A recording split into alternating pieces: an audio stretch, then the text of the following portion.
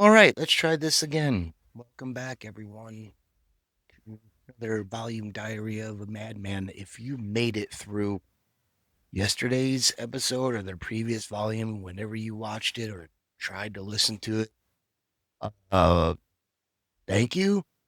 Because I don't know, dude. I can't. I moved some buttons around and shit, and I hope this one sounds a lot better. But yeah, man, I can't. I couldn't even like find clips that were worth a shit. So anyway, welcome back to my shit show. We're gonna give this whole fucking get up another run at it, huh? We're gonna. I talked about some things in the other one that it didn't. Well, there's some other stuff out, but I'm going unscripted. I didn't even fucking make notes. Probably wasn't even gonna do this because the wife and I are gonna do a show this weekend. But that that other volume, the audio just makes me mad, and I hate kind of putting that kind of shit out, especially when I'm wearing cool shit and talking about cool shit or what I think is cool shit anyway. So, um, hold on, I gotta crack this cold one here in case my throat gets parched. Need to sip on some scissor, as they say around these parts. Um, it'd be so cool if you could hear that, but I know my audio is not where it should be. So I'm gonna get better. I actually went on. I was so mad. I was so mad. I went on Twitter and I was like, I will pay somebody $200 to tell me to fix my audio. And that sat up for a couple hours.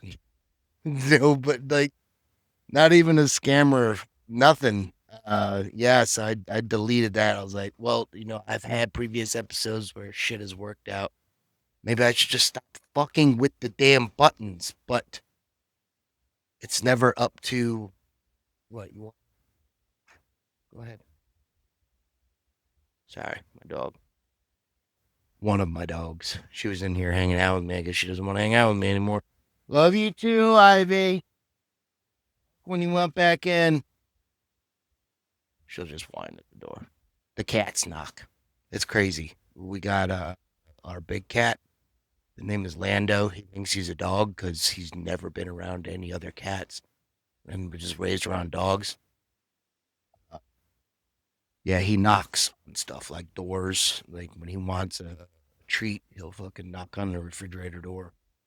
And he's a fat, furry motherfucker. If you follow me on anywhere on any of the social medias, you'll see him. All right, I gotta pull my arms back.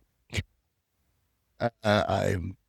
If you listen to the previous episode, this jacket doesn't quite fit me as well anymore. So my shoulders, the way they sit now, it causes my hands to lose blood circulation unless I pull my shoulders back. But damn, okay, where were we? That threw me way off. Oh, Lando, the knocker. Yeah, he'll knock to get in and out of rooms and that kind of shit. So they're pretty cool. I got three fucking cats now. Didn't really want that.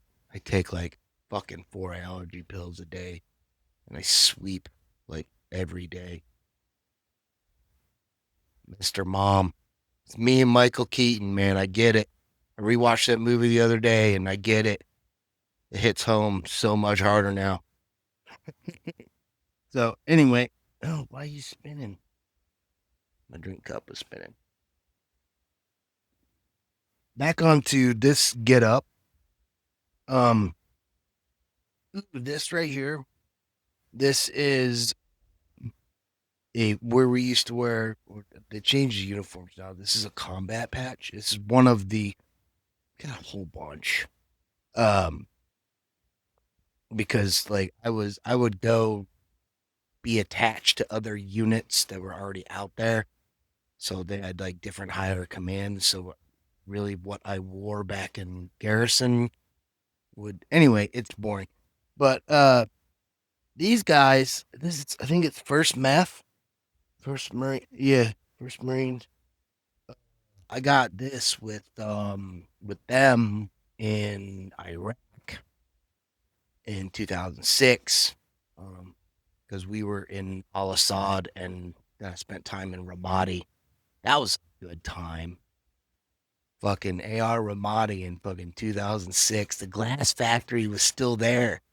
I was there for a transition. Second ID was moving out, and I was bringing in first armored, who had been sitting in Kuwait for 6 fucking months, and their orders were just to be sitting there. And then at the 6 month mark, which normally you're on a year tour, around 6 months, the majority of your units going back home on leave. So these guys didn't know that they were gonna get fucking called in to take over for second ID. So the problem with Ramadi was they don't bus you in there. They had to fly you in there, and we only flew birds in primarily uh, during the night, because during the day it was too dangerous that the Marine aircraft would not come in there at all. Army would come in there. The Blackhawks fucking armed to the fucking teeth. Those motherfuckers would fly into fucking Ramadi during the daytime. I actually got my ass chewed by a Marine colonel for some shit. But yeah. So yeah, that was where this patch came from. I earned a couple more afterwards, but this was always my favorite one because it pissed off so many sergeant majors that they'd never seen it before. I used to carry my orders on me because there was a version of this that you wore on your duty uniform, and it was so big and just looked stupid. And then they would get closer and they'd see First Marine. They're like, why the fuck is this Army NCO wearing a Marine patch? And they'd fucking lock me up and ask me questions about it. When I say lock me up, the parade rest, that kind of bullshit for a fucking loser ass sergeant major. And but yeah, I used to carry the orders in my pocket. I had to show them like I'm authorized to wear this. And even though I had those, when I was in recruiting, they told me to take that shit off and put on any one of my other ones, which were just stupid, fucking, just retarded looking symbols, stupid patches. But I always thought that one was cool, and I never understood why they wouldn't let me wear the fucking Marine patches, an Army fucking NCO recruiter. That is, dude, that just the fact that I can tell you, like, look, that because of where and what I did in the Army, I worked with all the other branches. Those guys can't say that. I went to them. They didn't come to me. I went and helped them. So, anyway, uh, there's that. I just bumped the mic with my hat. Sorry, I'm a little bit fucked up. But aren't we all? What else is going on here? Oh, this is my recruiting badge. When I was out on recruiting, they used to have like a point system, and you would get your fucking gold badge. It was like silver badge and gold badge, and then each one of these little stars here represented a certain amount. Like you would get points depending on like pretty much how smart your fucking recruit was, and if you got him or her, they them, I guess now, fucking I don't know, but yeah, people were worth point levels as a recruiter, and you could earn certain things. You would get your gold badge and your sapphires. That's what it was, sapphires. And then they would give you a ring and then a medallion. And then just as I sucked as a recruiter, but I was about to get the ring before I left, and they cut out the whole fucking point system and stopped doing that shit. So, uh, yeah, right. Um, and anyone who says that the U.S. Army never targeted certain fucking ethnicities or groups are fucking liars, man. I had a fucking, like, it was put out in a damn like PowerPoint presentation that for a certain amount of time when I was on recruiting, you would get extra like bonus points if you put in Hispanic males. Ones that hadn't graduated from high school yet were the best. Like and scored over if they scored high in the EST kind of thing, or the ASVAB, which are the tests that you take to get in the military. Well, born you. But anyway, they were looking for Hispanic males or Hispanic females. If you get that, I think it was worth even more. But they had a hard time making weight after a couple of years in. Pew! Yeah, that shot stick. Um, so fuck, man, where are we? We're still talking. I keep bumping the mic with my hand. I'm sorry if that's making noise. Again, I don't care. So anyway, all this other shit here, it doesn't matter. I drove a bunch of times and didn't get into an accident and didn't get anyone fucking killed, so they gave me a badge for that. And then this one here is it's only a marksman because the unit I ended with, we only had pistols. We only had 9 mils. So I mean, my entire other career was M16s and stuff. So 240, that was my fucking bitch. I love that. Oh, I love that motherfucker.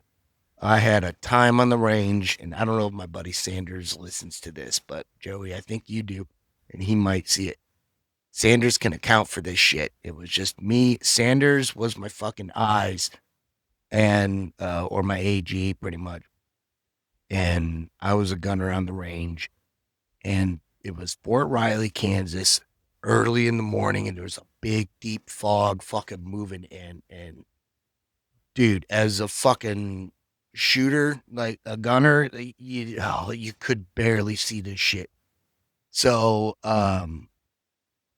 with that shit rolling in, the range still went hot. I was the only one to qualify out of that because we got attached to a higher up battalion to go out to the range with them, and I was the only one that qualified that day. And I qualified like on the first fucking round. I got a picture of it. It's on my Instagram. If you ever seen it, it looks like it's a 240 Bravo, and you can't see shit like 50 yards ahead because it's just fog. But that's when I was like, I was the only one that fucking I hit them all, motherfuckers, like surgical. I don't know. We were on. Sanders and I were clicking that fucking day, and it was good. So, damn, I'm still talking. I need another sip. But yeah, so the marksmanship changes constantly because I think you had to qualify on your weapon like every year, but most units would do it like 6 months. Our unit was never doing shit. The one I and so it was like every fucking 3 months we went to the fucking range. But it was cool because it was indoor and you didn't have to wear full battle rattle, which is Kevlar and fucking body armor and shit. You just fucking show up. I was the armor. So I'd hand motherfucker. You didn't even have assigned weapons. I would just hand you a fucking 9 mil. You'd go walk up, pop, pop, pop, do our fucking however many fucking rounds. I forget what it is. Pull the target back, fucking count whatever, circle it, sign it, and then, S1 does their job. But so that one always changed. It sucked because I finished marksman with a pistol. Whatever. I'll still fucking shoot you. That's probably not a good thing to say right now. Hell, when has it ever been a good thing to say? Who cares? Okay, moving on. Where are we at? I don't even know. I think that's long enough. Do you think it's long enough? There's nobody else in here. Just you and me. All right, that's enough. Please like, comment, subscribe, and of course, give me a share. Laters. Is this on?